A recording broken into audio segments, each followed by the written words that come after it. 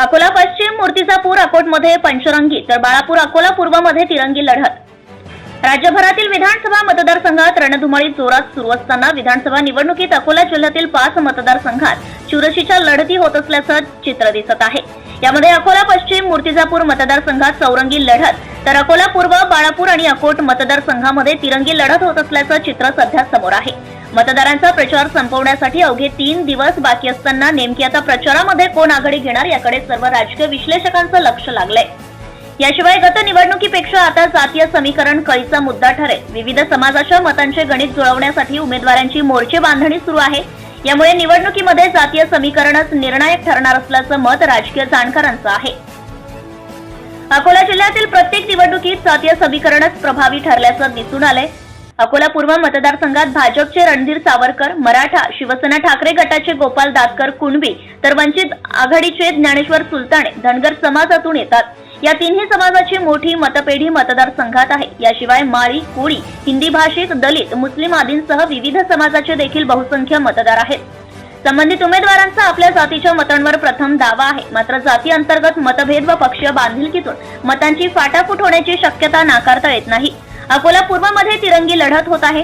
अकोला पश्चिम मतदारसंघात अग्रवाल समाजातून भाजपचे विजय अग्रवाल, काँग्रेसचे साजिद खान पठाण, मुस्लिम, भाजपचे बंडखोर हरीश आलिम चंदनी सिंधी, प्रहारचे डॉक्टर अशोक ओळंबे मराठा पाटील तर शिवसेना ठाकरे गटाचे बंडखोर राजेश मिश्रा हिंदी ब्राह्मण समाजातून येत आहेत।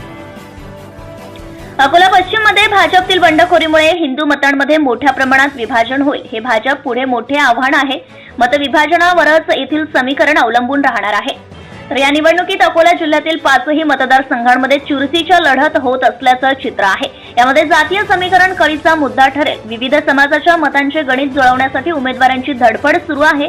तर निवडणुकीमध्ये जातीय समीकरणच निर्णायक ठरण्याची चिन्हे आहेत। अकोला जिल्ह्यातील प्रत्येक निवडणुकीत जातीय समीकरणच प्रभावी ठरल्याचा प्रत्यय वारंवार येतो।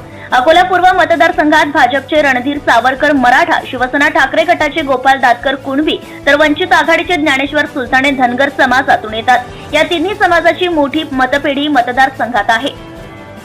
मूर्तिजापूर मतदारसंघ अनुसूचित जाती प्रवर्गासाठी राखीव आहे। मतदारसंघात मराठा, दलित, मुस्लिम, माळी, बंजारा, तेली, धनगर आदी समाज बहुसंख्येने आहेत। भाजप उमेदवार हरीश पिंपळे हे गुरुड जातीतून येतात। वंचितचे डॉक्टर सुगत वाघमारे, राष्ट्रवादीचे शरद पवार गटाचे सम्राट डोंगर दिवे व एमआयएमचे सम्राट सुरवाडे हे बौद्ध समाजातून येत असल्याने मोठ्या प्रमाणात मतविभाजन होण्याची शक्यता आहे। तर शरद पवार गटाचे रवी राठी हे प्रहारकडून आपले अस्तित्व टिकवण्यासाठी लढत आहे। या मतदारसंघात मराठा समाजाची भूमिका महत्त्वाची ठरणार आहे। अकोट मतदारसंघातील भाजपचे प्रकाश भारसाकळे मराठा, काँग्रेसचे महेश गणगणे माळी तर वंचितचे दीपक बोडके हे बारी समाजातून येतात।